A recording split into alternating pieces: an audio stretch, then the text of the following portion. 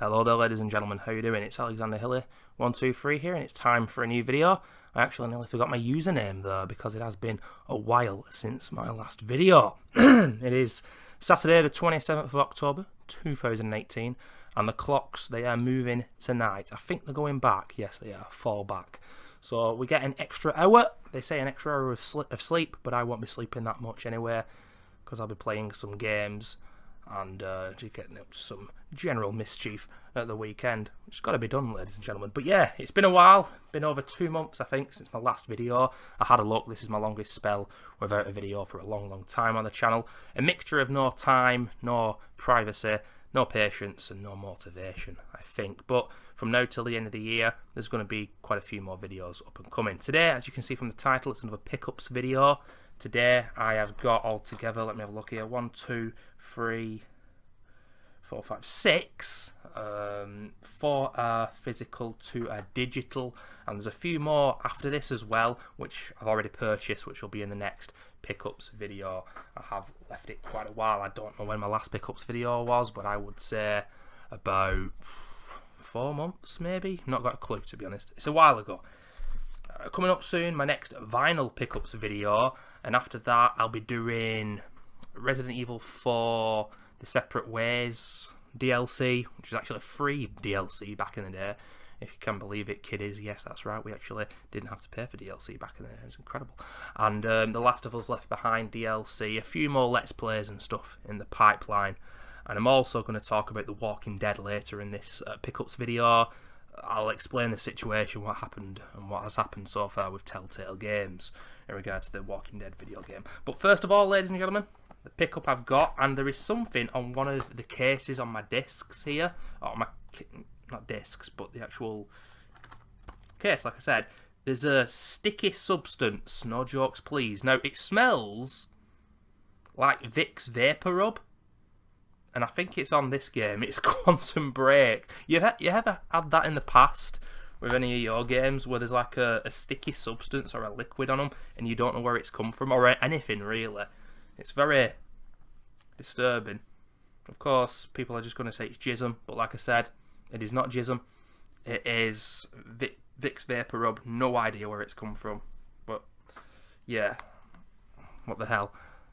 Quantum Break though, from the makers of the old Max Payne games, and what else? And Alan Wake as well.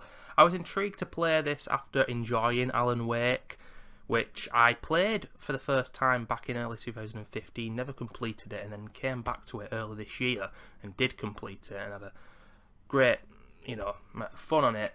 I really want to go back and do a second playthrough, getting a lot of different achievements now. But Quantum Break, when it came out 2.5 years ago, was met with a quite mixed and negative reception, to be honest with you. There were certain media publications and gaming journalists who liked the game, but others who did not. I liked it quite a lot overall. Now, I'm a big fan of linear games. Any of you guys have known me and watched me on the internet now for a while will probably know that. I think there's way too many open world games in the modern day, and this game allowed you to make decisions kind of in a way like the Walking Dead games and Detroit Become Human, those kind of things, but not exactly. There were not only gameplay, but there's these live TV show things where actual real actors and actresses are acting out the story, and then the decisions you make not only change the game and the gameplay, but that as well. There's lots of time powers. Basically, there's a fragment in time. The lead character, I think his name's Jack Joyce, his brother William creates this time machine. It all goes fucked up, and you've got to save everyone.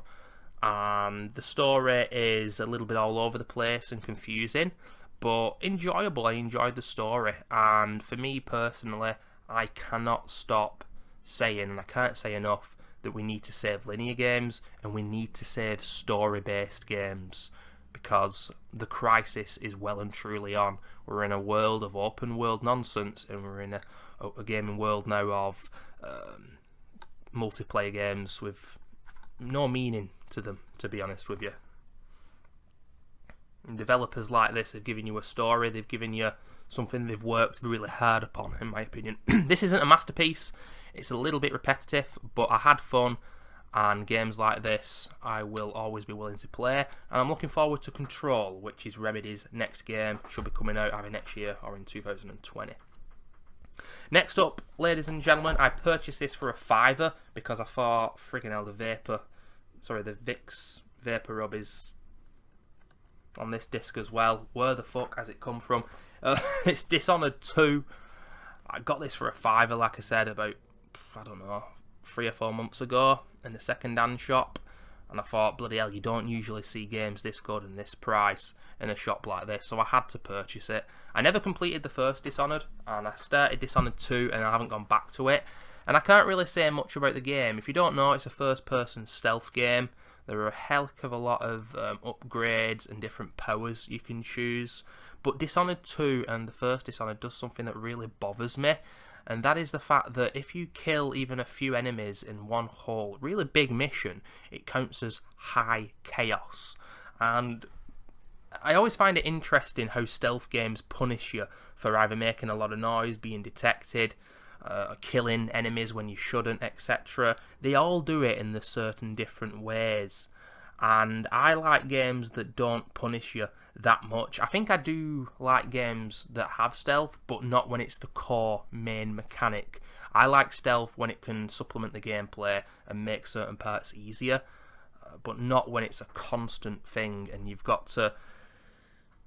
With Dishonored 2, you find yourself restarting the checkpoint all the time because you think you can do it better, and you genuinely can. And the game, I don't think, is hard to get through really quickly if you want to just speedrun it and just go for it. But you're going to get high chaos. You're not playing the game the way it's meant to be played. And to play it really stealthy, you've got to have a clue what you're doing, and I don't. I've not played enough of this game to give an opinion. Hopefully I will come back to it. But like I said, because it was a £5, I thought I may as well just purchase it. But I think I should probably go back to the first game, which I do have on my Xbox 360, before I complete that. A game now, ladies and gentlemen, that I played for a good few hours and will not be completing. Maybe I played this too late. It is Mirror's Edge. Now, I think it was about August time, so yeah, another 3 months again since I bought this. I got it for about £2 or £3, and this was released, I believe, in late 2007. It was around about the time that EA were actually making some good games and they were getting the credibility up after being absolutely hated on in the PS2 era. And that lasted for a few years until they got ultra greedy again, and everybody hated them, and still, of course, everyone hates them now, and I don't think they're going to come back from the abyss that they currently find themselves in. I say the abyss, obviously they're making more money than ever, due to microtransactions and due to the way that modern gaming is, where they have so many games that they release on a yearly basis, sports titles, but not only that, I don't know, they're a bunch of cunts. Anyway, I absolutely detested this game, and I thought it was absolutely terrible. The controls are appalling. You get a gun, from what I remember, and it kind of reminds me, if anyone's played Super Hot, that's Super Hot. Now, with Super Hot, I think I spoke about that game sometime last year when I picked it up for about £10-15 on the Xbox Store. But basically, it's a game where when you stay still, the enemies stay still, and the quicker you move, the quicker the enemies move. The gunplay, it's in first person, and the gunplay is very... I don't know how to describe it, but it's not exactly really fluid, but it was very unique, it was very fun, interesting. Certain levels and certain parts are frustrating, and this game's gameplay kind of reminded me of that, but this was a AAA game back in the day, and like I said, it's a very old game now, and I know certain people liked it, but I had a look at reviews online and people were agreeing that the gameplay was bad. The amount of stupid deaths due to falling and the parkour and stuff like that. There's some beautiful locations. Graphically, this game still looks nice today. The story is just nonsensical, and at the end of the day, I just decided it wasn't for me, and I just rage quit it. I think it was a point where enemies had guns and stuff, and I was just getting one-shotted. I don't think there's a health system in this game. I can't quite remember, but it was frustrating me, and at the end of the day, I always try and remember that frustration, unfortunately, can be a part of video games, but when I'm getting frustrated by something that I don't think can logically be explained, as something that I just don't understand where the developers were coming from, and it's infuriating. In this day and age, I don't have the time and patience to carry on, unfortunately. That's something that's gotten worse as I've got older. But yeah, that is a bad game, in my opinion, and the sequel supposedly is even worse, so I'll not be playing it. Sorry to any people out there who are getting butt hurt. But speaking of getting butt hurt, ladies and gentlemen, next up in the pickups is a digital game, which I purchased off Steam, actually. There isn't yet a PlayStation 4 and Xbox One version. Now, there is supposed to be one coming for both consoles, but I'm not sure it's now going to happen. It's a survival horror game called Crying Is Not Enough, which I believe was made by a very, very small Greek studio, which eventually became just 2 people in 2015. They started making the game in 2013, and then they scrapped everything they'd done for the first 2 years and started from scratch and made it more of a gritty survival horror game. Big time inspired by Silent Hills, Resident Evils, Alan Wake and The Evil Within. When you look at it, you see all those games immediately. Wears its influences on its sleeve. The locations and the atmosphere and the very, very cheesy dialogue was very fitting of the classic survival horror games. However, the game was bugged, glitchy, and completely broken, and unfortunately it forced, for the first ever time ever, me to get a refund on Steam, because it cost £15, and I just like, I've got to get my money back. This game is a broken mess. And it's such a shame, because the ideas that these guys had were really good, and with a bigger studio, I don't know how many, 10, 15 extra people working on this game, it could have been something really fun. Like I said, it wore its heart on its sleeve, and there's a lot of locations that reminded me of the first Evil Within game, which is my favourite game in the modern era. But the game was just so fucking bad. There are so many glitches. If you want, watch Avoiding the Puddle, Lord Aris on the internet. He somehow found out about this game, even though it's very, very niche. He played it, and that playthrough became infamous in his chat room. And he now has little icons and what they're called, you know, the Twitch emotes, I should say, that's it, of the characters in Crying Is Not Enough, because the aiming was so bad and the game was just so hysterical. Such a shame, but the game sucked ass. But of course, as we know, first-person survival horror games without combat have a lot more. It's crazy, because those games are easier to make, but they've got bigger studios working on them. People don't care about games like Crying Is Not Enough. I love the exploration when it's linear, and the backtracking, and the limited ammunition, but an upgrade system. I love games like that. It's what I'm passionate about. And since The Evil Within 2 came out just over a year ago, there hasn't been a survival horror game. It's such a niche genre. It always has been. And that game not sucked, but it's sold really, really badly. And now I'm just waiting for the Resident Evil 2 remake and The Last of Us 2, but survival horror, few and far between, and I don't know if it's going to change. I don't think it will. It's heartbreaking, it truly is. But what is also heartbreaking, ladies and gentlemen, is the next pickup, because it's The Walking Dead final season, and you'll know that I've already bought this because I've uploaded episode 1 of The Walking Dead the final season already. And then, about, I don't know how long ago exactly, about a month or so ago perhaps, The Walking Dead, the studio, Telltale Games, which have given us the Batman series, Telltale, the Borderlands series, The Wolf Among Us, a few other things here and there. Obviously, The Walking Dead, the most famous thing they ever did, the first season, in 2012. They got rid of all their employees and they sacked them all off. I can't remember the reason. I think typically it's due to money, but why the hell couldn't have this waited, and why the hell has this happened the way it has happened? Because right now it's in limbo what exactly is going to happen. Episode 2 was released within the last month. I've not played it because I want to know 100% what's going to happen. It's all a little bit of an unknown at this moment in time, but I believe there's another studio who works on a game either similar to The Walking Dead or that have helped this studio, something along those lines. I don't know the full story, but basically the last couple of episodes may not be what Telltale envisioned it to be. I want to play the rest of this series and have the story the way that they intended it to finish. Because if it isn't, I'm not completing it. But that's the thing, I've already paid for the whole fucking series. Let me tell you, this will be the last ever time that I purchase a full season, like a season pass. Something that I have to pay for that I've not got yet. You know what I mean? Like in installments, monthly or episodic games, for example. I'm not doing it. That is the end for me. That is the end. Because I've wasted my money, but who could have seen this coming? It's a sad, sad story, though, for all involved. And, I hope the people, Telltale, I'm sure they'll get new roles in different companies. But it sucks ass, and it's so sad to see. The New Frontier, whatever it was called, the last series wasn't as good. But I was really looking forward to seeing Clementine's story end. But like I say, if it doesn't become the case that Telltale can finish it themselves, then I won't be playing it.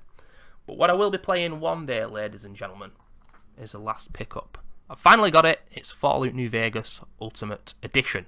Now, I do have Fallout New Vegas, the regular game. I played it for about, I played it just over 3 years ago. I plugged about 10 hours in, and then I just stopped. Can't remember the reason why. Fallout 3 is one of my favourite games of all time. I really enjoyed Fallout 4. I put in 2 days worth of time into the game, which is a lot of time, and yet I still didn't complete it. But that's the way Fallout goes. And New Vegas, the Ultimate Edition, I've now put in around about, funnily enough, 10 hours into this, like I did Fallout New Vegas, the vanilla version. You get some extra goodies, actually, with the Ultimate Edition, the Gunrunner's Arsenal and the Courier's Stash. So you get a few new weapons and things here and there, whereas for Fallout 3 Game of the Year version, I don't think you actually got any resources. It was just all the DLC. But this does have as well 4 DLCs: Dead Money, Honest Hearts, Old World Blues, Lonesome Road. Now, with Fallout, I do find myself going online for help because I want to know what level I should be at before going into these. Because the old Fallout games, they're the kind of games where if you go into one of these DLCs at a really low level and you can't get out and you're supposed to be a high level, then you are fucked, my friends. You are fucked. I had that happen to me in the 3rd game, and I'm not great at Fallout, even though I really enjoy it, and you can at any time change the difficulty to very easy, although your XP will suffer. But yeah, I want to know what level I should be before going into these DLCs. Now, I've done a lot of the quests that I did, or a few of the quests I should say, because it takes so long to bloody complete them, back in the day when I played parts of this for the first time, but I'm now getting to new locations and new areas, and I do like certain aspects of this game more than Fallout 3, like the Doctor's bag, which heals all your limbs, great idea, the weapon repair kits, which repair all your weapons, or a lot of them. Those are things that Fallout 3 could have done with, and this game does. However, there are things that I enjoy less about this game compared to Fallout 3. I think the game layout and the world design is worse. It's definitely and obviously more barren. There's not as much in the game world, and there are a lot of mountains which cock-block you. You cannot go past them necessarily, but you think you can, and you're getting blocked and you can't find your way around things. It is very frustrating. But overall, if I plug the time into this, I think I will really enjoy it. There's a long way to go, but there we have it. Fallout New Vegas Ultimate Edition. I don't think I'm going to like this as much as Fallout 3, but there we go. We'll see how much I like it. I definitely won't be playing Fallout 76, by the way. Not interested in multiplayer Fallout. It's not what Fallout's about, in my opinion. I still want to do a Fallout 3 Bad Karma. Never gone for Bad Karma because I'm too much of a wuss. I'm a goody two-shoes. But fuck it, I'm going to do Bad Karma. Let's blow up Megaton as a start. Maybe one day I'll actually do a Let's Play of a Bad Karma playthrough on my YouTube. And that's an exciting thought. But yes, ladies and gentlemen, it's a long rambler of a video. I do apologise, but it's the first in over 2 months. And around about 2 months, well, it'll be Christmas. And I fucking hate Christmas and I hate winter. As you can see, my stupid hood up. But I don't care. Have them. I'll see you in, well, I won't see you in 5 or 6 months, but I'll be happy again in 5 or 6 months. I'll see you guys next week for a vinyl pickups video. See you then.